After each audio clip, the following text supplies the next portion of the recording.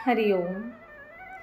भगवान श्री कृष्ण का अवतार द्वापर के अंत में हुआ था और उसी समय कौरव तथा पांडवों में महाभारत का भीषण युद्ध भी। इस महायुद्ध में पांडवों की विजय हुई। युद्ध समाप्त होने पर महाराज युधिष्ठिर ने 3 अश्वमेध यज्ञ किए, किंतु उस पर भी उनके हृदय का शौक नहीं मिटा।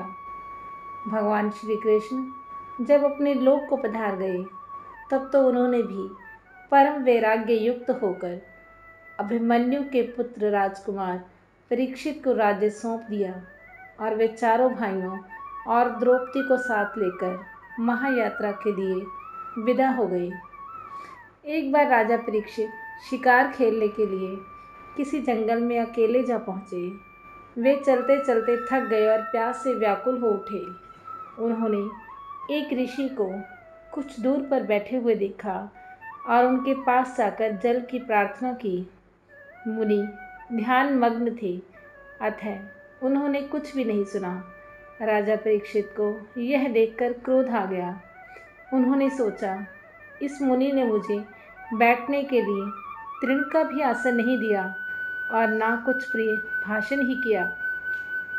एक तो राजा गर्मी, भूख, प्यास आदि से व्याकुल थे, दूसरे उन्होंने स्वर्ण मुकुट में कली का निवास था। इससे उनकी बुद्धि विवेक शून्य हो गई। इस समय उनकी दृष्टि एक मरे हुए सर्प पर पड़ी। कली प्रभावित और क्रोध के वशीभूत राजा ने उस सर्प को अपने धनुष के अग्रभाग से उठा लिया और लौटकर उस ध्यानमग्न ऋषि के गले में डाल दिया। ऋषि के गले में सर्प डालकर राजा तो चले गए, किंतु जब राजा के इस अपराध का पता ऋषि के प्रतापी पुत्र श्रृंगी को मालूम हुआ, तब उसके क्रोध की सीमा न रही। उसने झट जल का आचमन करके राजा को शाप दे दिया कि मेरे पिता के गले में मरा हुआ सर्प डालने वाले, इस प्रकार लोक मर्यादा का उल्लंघन करने वाले उस कुलांगार परीक्षित को आज से 7वें दिन तक्षक सर्प डस लेगा। इतने में शमीक ऋषि की समाधि टूटी। उनको सारी घटना का पता चला। फिर तो वे बड़े खिन्न हुए। उन्होंने अपने पुत्र को डांटकर कहा, अरे मूर्ख, तुमने ये बहुत बड़ा अपराध किया, जो बहुत ही थोड़े से अपराध के कारण उस परम धार्मिक महाकीर्तिमान भगवत भक्त अश्वमेध यागी सम्राट को ऐसा भयानक शाप दे दिया। और व्यथित मन से उन्होंने अपने शिष्य के द्वारा शाप का सारा वृत्तांत राजा के पास भिजवा दिया। शाप का पता लगने पर वे अपने कुकृत्य पर अत्यंत पश्चाताप और शोक करने लगे। उनका मन संसार से विरक्त हो गया। परलोक के संपूर्ण भोगों से उनका मन हट गया।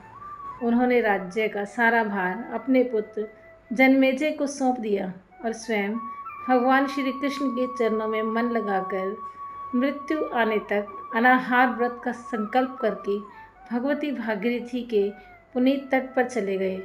यह हाल सुनकर वहाँ अनेक देव ऋषि, राज ऋषि और ऋषि मुनि पहुँच गए और सबने राजा के साथ सहानुभूति दिखलाई। राजा परीक्षित ने उनका अभिनंदन कर उनसे पूछा, भगवान, ऐसा कौन सा कर्म है जिससे सब लोग सब अवस्थाओं में विशेषकर मृत्यु के समय कर सकते हैं, जिसके करने से कुछ भी पाप नहीं लगता। इतने में वहाँ पर एक अवधूत आ गया। उनकी अवस्था 16 वर्ष की थी। शरीर दिगंबर था, मुखाकृति प्रसन्न और तेजयुक्त थी। वे कोई और नहीं, श्री शुकदेव जी थे। राजा ने अपना प्रश्न उनको भी किया।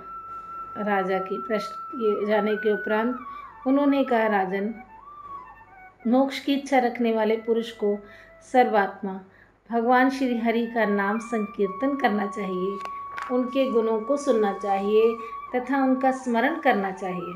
भगवान श्री हरि का कीर्तन यदि अंत काल में भी हो सके तो वह पुरुष मरकर श्री हरि के रूप में जा मिलता है।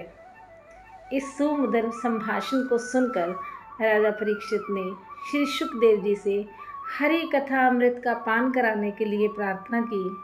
श्री शुकदेव जी ने 1 सप्ताह में उनको श्रीमद् भागवत की कथा सुना दी और राजा को बड़ी सांत्वना मिली। इससे राजा के सारे कष्ट दूर हुए।